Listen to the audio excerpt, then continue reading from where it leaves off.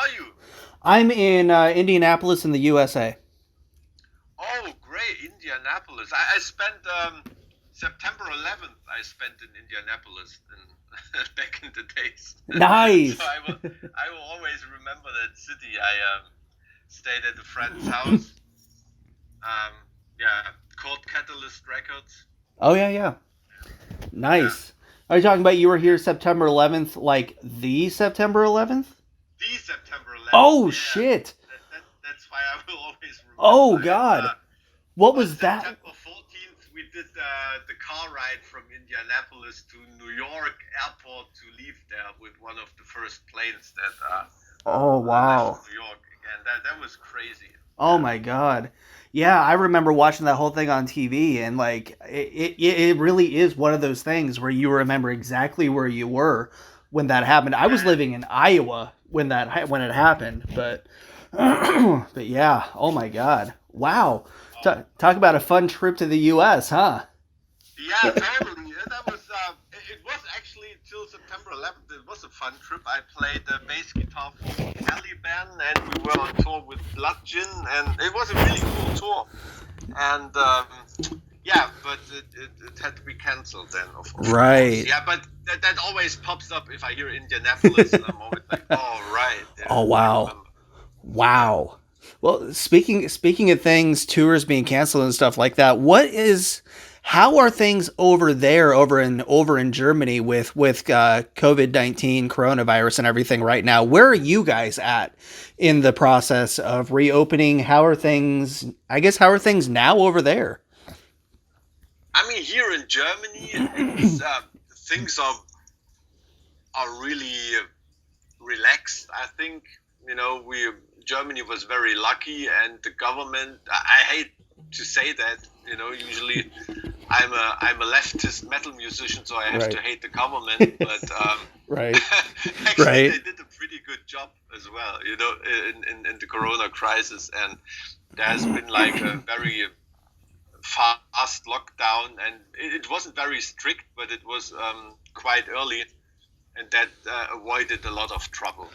And now we have like I don't know, maybe 200 or 300 new infections per day, Gotcha. Wow. which is absolutely nothing. And the area of Germany where I live Yeah. is Thuringia. It's like a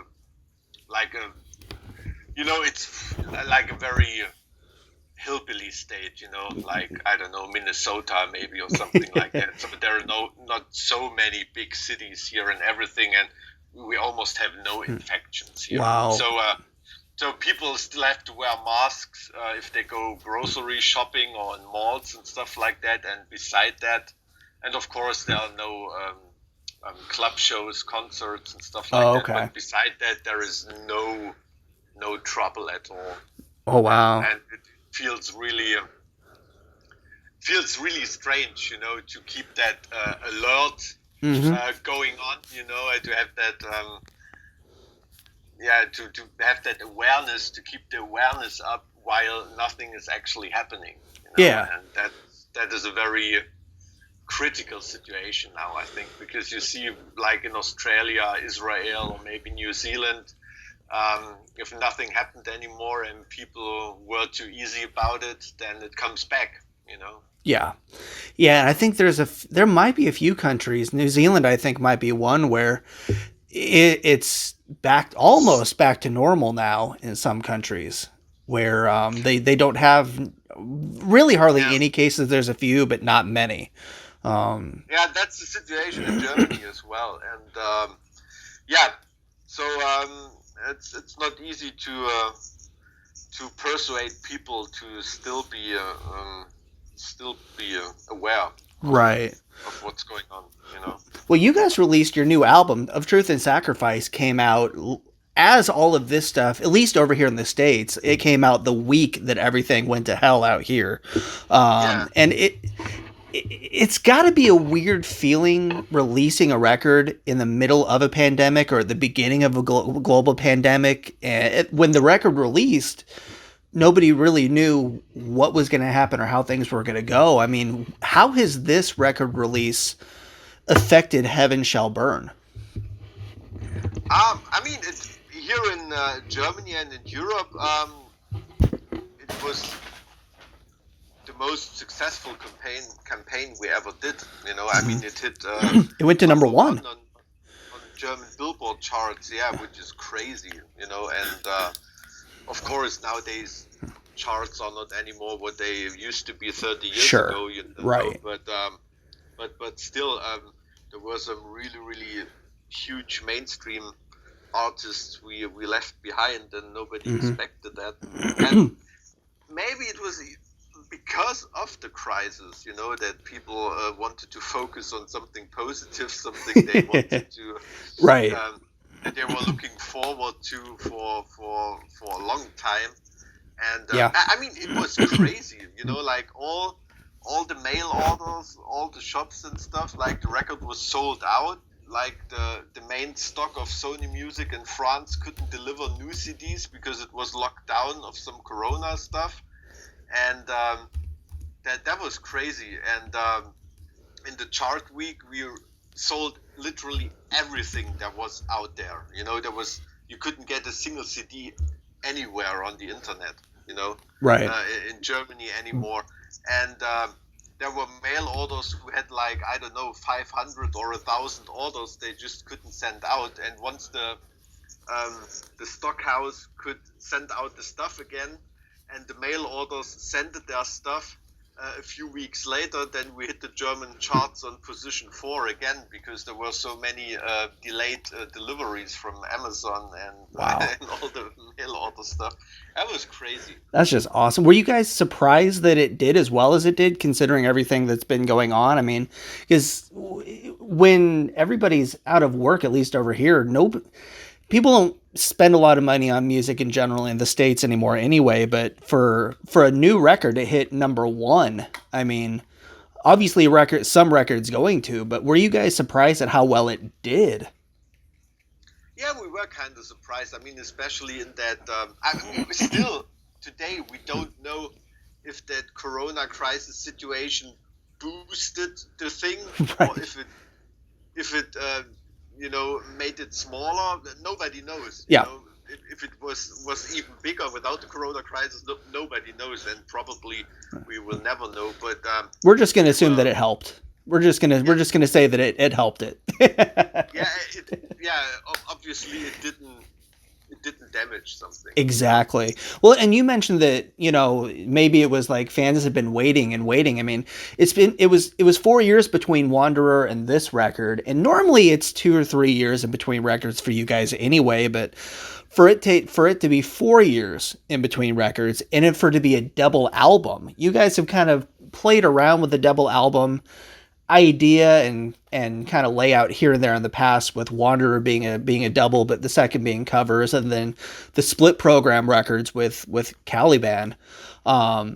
Is that part of why it took 4 years, because you were doing a double album, or was it just you guys loved all of the material so it turned into a double album? Yeah, I mean, we didn't sit down in front of a plain sheet of paper and said, okay, let's brainstorm what do we need for a double record. Right. You know, it wasn't like the first idea we had for the new record. We just sat down, you know, we did this live break for 2 years just to focus on the record, and that released so much creative power, you know, and inspiration and visions and everything, that during the first songwriting sessions, we totally realized how much material there will be, you know. And then pretty soon, the record title came up as well, of Truth and Sacrifice, with these two very strong terms that already have some kind of duality in it, you know. And with these two things, you know, having that title and having a lot of material, it was just a short step of deciding, all right, let's do a double record, you know. Yeah. And so we had that in mind during the recordings and the songwriting and everything, but still we were aware, or we had an eye on it, that it should be diverse enough for a double record, you know. Sure. Like a double record that is just twice as long as an ordinary record, with just twice as much material as an ordinary record, but sounds actually the same, that doesn't make sense. You Right. know, it should be something extra for a double record, in my opinion. Mm-hmm. Yeah. And so we had an eye on that, but with that mindset, we did a lot more experiments that we would have done on a single record, you know, and it just, you have a lot more space, you know. Sure. Space to think, and also space to bring the music on the record. You're not talking about 60 minutes, you're talking about 100 minutes maybe. And that released a lot of creative power. And so we released everything on the record we wrote for the record. Actually, we always do that. We have like only a very, very few songs that we never released or something. We're not the kind of band that writes 20 songs and then chooses 10 from them for the record. Right. Usually we release everything we write, Oh, wow. you know, because we only stop writing a song when we like it, you know. Yeah. And that means sometimes in the end there is not a single riff from the beginning in the song anymore. Sure. You know, so the song totally changed. But that's why we don't have songs, on hold, so to say. Yeah. And thematically, the record fits perfectly, especially over here with everything that's been going on for the last few months, ever since June. I don't know if the world is watching everything that's happening over here with politically. I'm sure people are watching that, but as far as like the police brutality and racism issues we have over here, this record is perfect for what we have over here and what we need. With the racism issues we have over here, are those issues that you guys have over there as well? Or how does that theme fit with, you know, the European world and the German world, as well as the American society? Yeah, but like in Germany, it's issues like racism and something like that are always a very, very sensitive topic, you know, and the society is very, very aware of that because of the German history, obviously. Sure. You know? Sure. And that is something that is always discussed in German society, and people are very, very aware of that. You know, that is maybe something special to Germany, you know. Mm-hmm. But I think it's right, you know, what Germany did in history. There is no comparison to it, you know. Yeah. And that is a special, what should I say, like a special heritage we all have to, that we are responsible that something like that never happens again, you know. And that starts with something like racism, you know. That is why something like that in Germany is very sensitive, and people are very, very aware of stuff like that, you know. I'm not saying there is no racism in Germany, not at all, you know, but it's always an issue, and it's always being discussed, and people are always aware of that. Mm-hmm. And to be honest, we don't really know here what is going on in the US, you know, because it's a very different situation. We don't have so many Afro-American people here in Germany, or Afro-European, so to say, people here in Germany. It's very different. And to be honest, as a European with white skin, I will never know how it feels to be an Afro-European, right. You know, and what kind of racism these people meet. And of course, friends tell me, colored friends, they tell me about it and everything. But you will actually never know, you know, and especially if you live in a society that doesn't have so many Afro-American people, you know, or Afro-European people. And I'm very interested in that, and also the American police system or something is something we don't really understand here in Germany. Also, as a result of the German history, German police has been changed a lot after the war. You know, they're not allowed to carry special guns or something like that. And they are yeah. So there's no police with pump guns in Germany or something like that, That's interesting. And yeah, and it's all very different, and of course that also leads a lot to misunderstanding, because people discuss the developments in the US from their point of view. They think when people talk about the police, they talk about a police that is structured like the European police, but it's very different in the US. And of course, the New York Police Department is different from the one in Portland or LA or something like that, And that is also an issue that people always want to have like a general discussion about things where you have to actually discuss very detailed, and solve the single problems and not one big problem. Sure. Definitely. Yeah, so, but it's definitely a hot topic here in Germany as well, and the media covers it as well. Yeah. And most people here in Europe hate Trump as well, and everything he does wrong, which seems to be a lot. It is. Is covered here in German media as well, because people want to know what he did again. Yeah, exactly.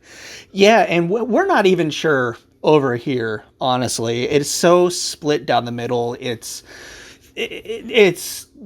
this November is going to be very interesting to see what happens over here, and I feel like this is one of the more important elections we've had over here ever, and it's going to be interesting to see what happens over here. But over there, since things are starting to get better as far as the coronavirus and COVID over there, as far as touring on this record, because you haven't really had a chance to properly go out and support this record on the road for an extended time. Are we still looking at the rest of 2020 being kind of wait and see, or do you think there might be a possibility for some Heaven Shall Burn shows at some point later this year?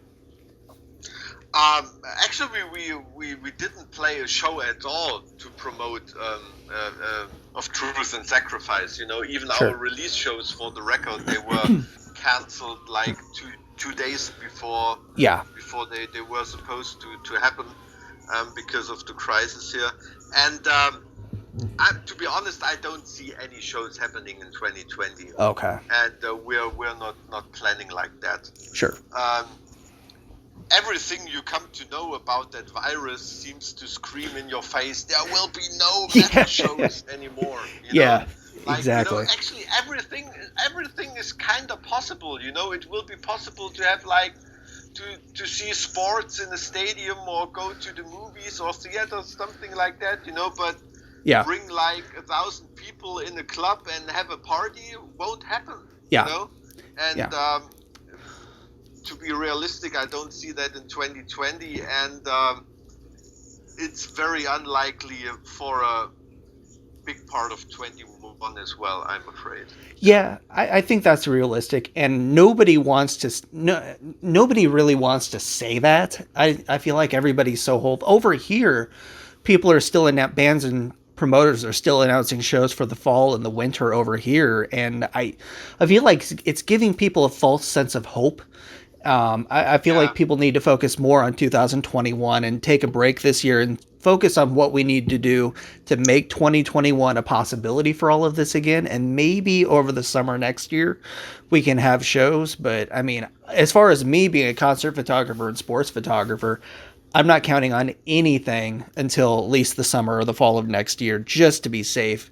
And then, hey, if things get announced and things happen, it'll be a pleasant surprise and I'll be able to do it then. And it's exactly, that sounds like a smart way to deal with it, And I mean, I'm thinking positive, of course, but you have to. I mean, that's not even the worst case scenario we're talking about. That's just a realistic scenario. Mm-hmm. Like Exactly. saying we in fall 2020 we're playing any shows is very optimistic. But if you're pessimistic, then you would say, okay, there has never been a vaccine for a coronavirus on humans before, and it's not sure whether they develop something. Maybe there won't be any shows for the next 4 or 5 years. Oh, don't say that. No, but It's just, Yeah. some people say if you're talking about shows in summer 21, fall 21, they deal with you as if you're talking about the worst case scenario. Yeah. That's not the worst case scenario. The worst No. case scenario is even worse. Yeah, exactly. And yeah, we'll see And what happens, man. I mean, it's going to be interesting to see what happens. But the good thing is, Heaven Shall Burn has a kick-ass new album out of Truth and Sacrifice. It was worth the 4-year wait because we've got 2 records in one.